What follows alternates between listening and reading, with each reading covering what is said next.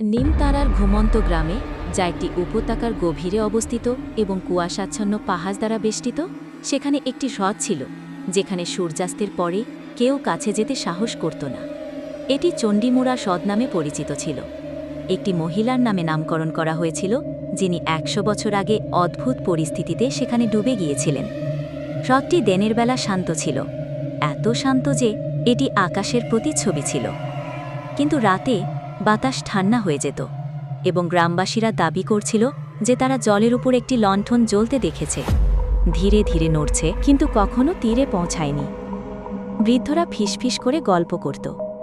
তারা বলতো যে লণ্ঠনটি চণ্ডীমুড়া, যিনি এখনও তার হারিয়ে যাওয়া সন্তানের খোঁজে জলে ঘুরে বেড়াতেন। অন্যরা বিশ্বাস করত যে এটি একটি প্রলোভন, আরও ভয়ঙ্কর কিছু, যা অনুসরণ করলে আপনাকে কখনো ফিরে আসতে দেবে না। কেউ লণ্ঠনটি কাছ থেকে দেখেনি। এক শীতকাল পর্যন্ত, যখন পার্থ নামে একজন অপরিচিত ব্যক্তি নিমতারায় এসেছিলেন। পার্থ ছিলেন একটি তথ্যচিত্র নির্মাতা, স্বভাবতই কৌতূহলী এবং ভূতের গল্পের প্রতি সন্দেহবাদী। সে গ্রামগঞ্জ ঘুরে গল্প সংগ্রহ করে সত্য থেকে কিংবদন্তি আলাদা করার চেষ্টা করে। সে নিমতারায় পৌঁছায় কেবল একটি ক্যামেরা, একটি নোটবুক এবং রহস্যের তীব্র ক্ষুধা ছাড়া। যখন সে প্রথম লণ্ঠনের কথা শুনেছিল, তখন সে হেসেছিল। লণ্ঠন জলে ভাসে না, সে চায়ের দোকানে গরম চায়ের চুমুক দিতে দিতে বলল। আর তারা অবশ্যই ১০০ বছর ধরে ভাসে না। চা বিক্রেতা বাবুলাল তার দিকে দীর্ঘক্ষণ তাকিয়ে রইল। তাহলে যাও এবং আমাদের ভুল প্রমাণ করো।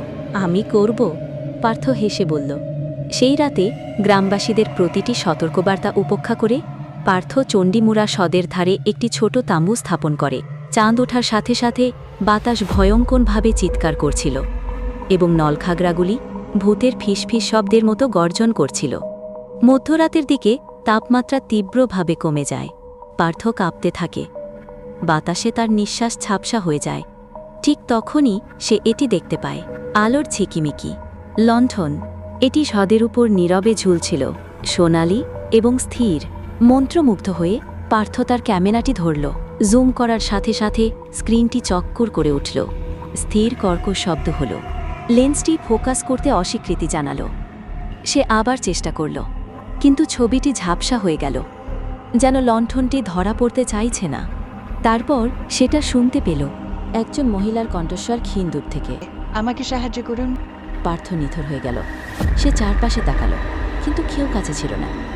কণ্ঠস্বর আবার স্পষ্ট এবং আরও কাছে এলো। দয়া করে, আমি তাকে খুঁজে পাচ্ছি না। কে আছে? সে ডাকল। তীরের দিকে পা বাড়ালো। লণ্ঠনটি হ্রদের উপর আলতো করে নড়ছিল, এখন আরও দূরে, যেন দূরে সরে যাচ্ছে, কিন্তু এখনও জ্বলছে, এখনও ডাকছে। কিছু না ভেবে সে কাছাকাছি নোঙর করা একটি ছোট কাঠের নৌকায় পা রাখল।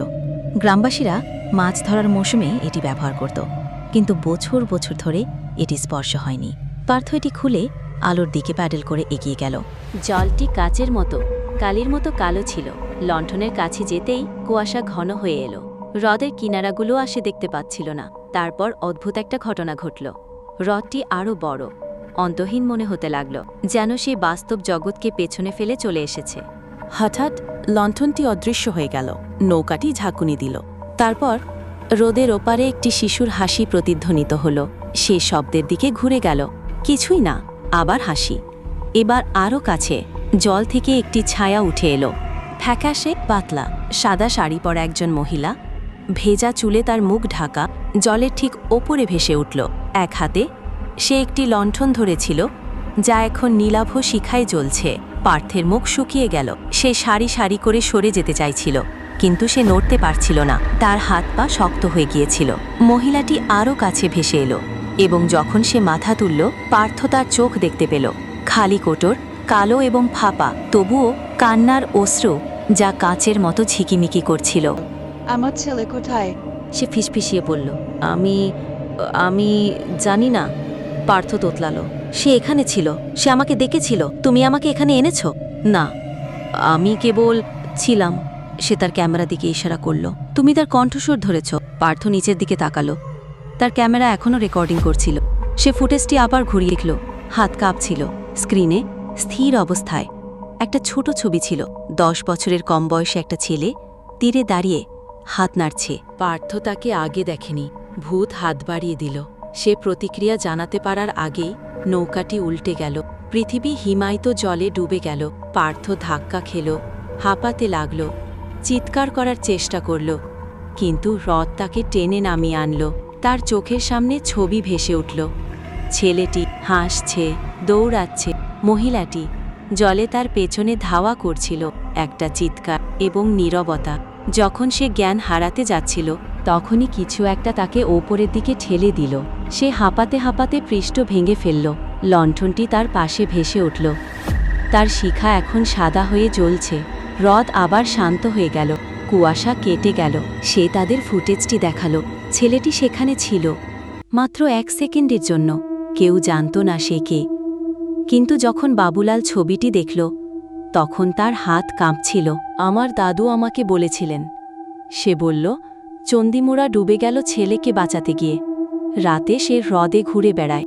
তারা দুজনেই নিখোঁজ হয়ে যায়। কেউ কেউ বলে তাকে আর খুঁজে পাওয়া যায়নি। পার্থ মাথা নাড়ল। আমার মনে হয় সে এখনও তাকে খুঁজছে।